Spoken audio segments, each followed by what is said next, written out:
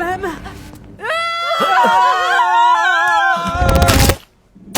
Welcome back, Supes, to your nerdy show. I'm your host, Captain Jack Sparrow. Let's see what happened in the latest episode of The Boys Season 4. Don't go anywhere because it's going to be full on chilly ride.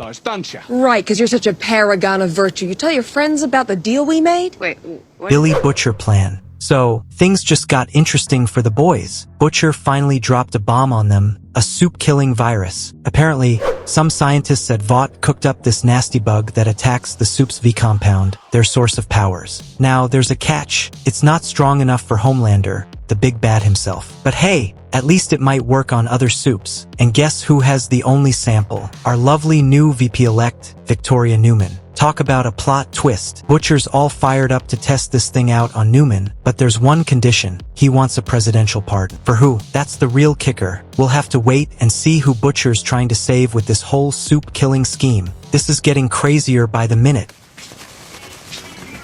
For fuck's sakes, you got fleas or something?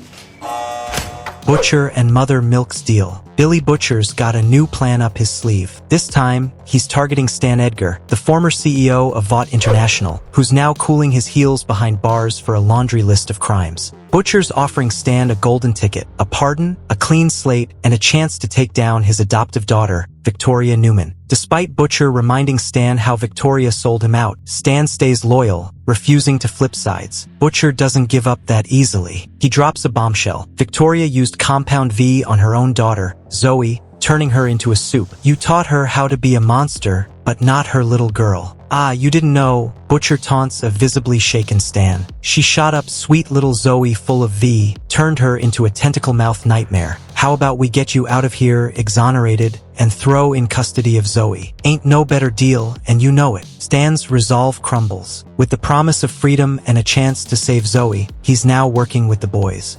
Pies. You have 5 seconds to tell me what you did to Samir, or I paint this fucking room red. Who the fuck's... Who is Victoria's husband? Victoria Newman always seems to be a step ahead, and this time was no different. Just as the boys were snooping around a virology lab that used to belong to Stan Edgar, where Victoria's team had been testing V on animals, Victoria showed up. She got tipped off by the sudden disappearance of Stan's ankle monitor. Seeing her adoptive father freed was a shocker, and Victoria wasted no time grilling Stan about the whereabouts of Samir, her lover and the father of her daughter Zoe. Stan, ever the manipulator, suggested they find Samir together with the boys' help, reminding her that if they don't, she risks being exposed as a murderous soup to the world. For now, Stan, Victoria, and the boys strike a shaky truce, at least until Butcher gets his hands on the soup-killing virus. While rummaging through Stan's farm-turned-virus lab, they notice something off with the animals. They're all doped up on Compound V from the farm's watering system and previous experiments. After Victoria spilled the beans about Butcher's plans to steal the boys' records on her, and Starlight landed a punch for Victoria's trash talk about her ruined powers, thanks to Firecracker's face, the group found Samir hiding in a farmhouse. Before his relationship with Victoria, Samir was Stan Edgar's top scientist at Vought. After a heartfelt embrace, Samir dropped the bombshell. All the soup-killing virus was gone, except for one dose, and it's only transmissible through bodily fluids like saliva, blood, or semen. With the farm full of drugged-up, bloodthirsty animals and only one dose of the virus left, the group concocted a risky plan. They shot the virus into a lifeless body and fed it to the farm animals, effectively killing them. The plan worked, but in the chaos of falling dead sheep, they lost Samir. When the police showed up and dragged Stan back to his cell, since he failed to secure the virus, Victoria was distraught. But Victoria wasn't done. She broke Stan out of the cop car, hinting that this father-daughter duo might be back to their scheming ways. Meanwhile, Butcher went back to his scoundrel tactics. Turns out, Samir was never really missing. Butcher, with Joe's help, chopped off Samir's leg and stashed him away, planning to force Samir to cook up new batches of the virus. We might plug it. A-Train's survival.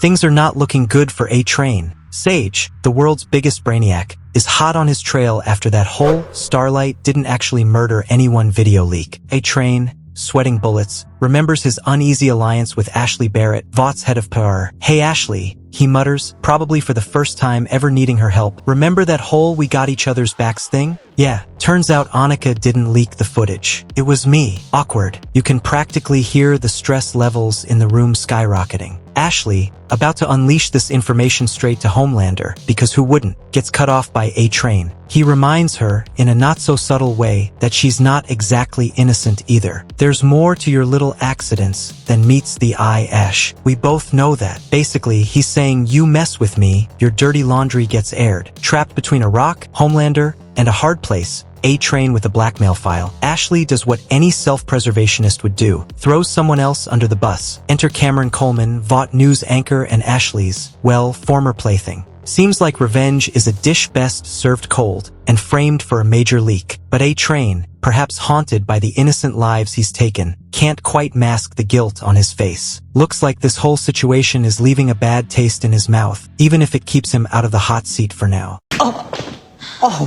fuck. Do it again. Okay. Again. Ryan's new mission. Dude, did you see what went down with Homelander and Ryan? It's like, whoa, here's Ryan saying he wants to be a good guy, help people, all that jazz. Then next thing you know, he's barking orders like a mini Homelander, making that Adam dude apologize to Bonnie. Creepy, right? And Homelander? Don't even get me started. Apparently, saving the world now involves turning the Seven into a bunch of wrathful gods. Seriously, what has he been doing all this time if saving the world wasn't the main goal? Posing for selfies? The whole scene just screams like father, like son with a side of messed up. Ryan's got some good intentions, but with Homelander as his role model, who knows where that's gonna lead. This can't be good news for anyone. Your mom gone? She went to the bathroom, remember?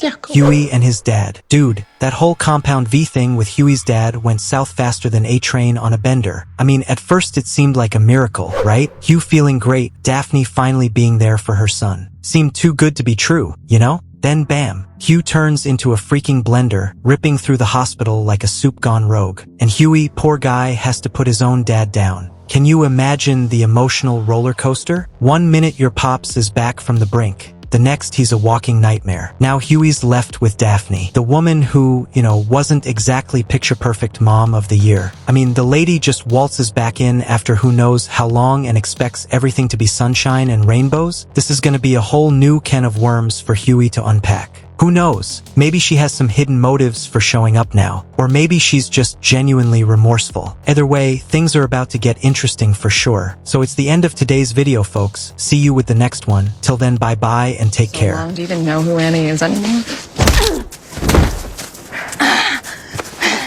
No, what the heck, I'll laugh anyway.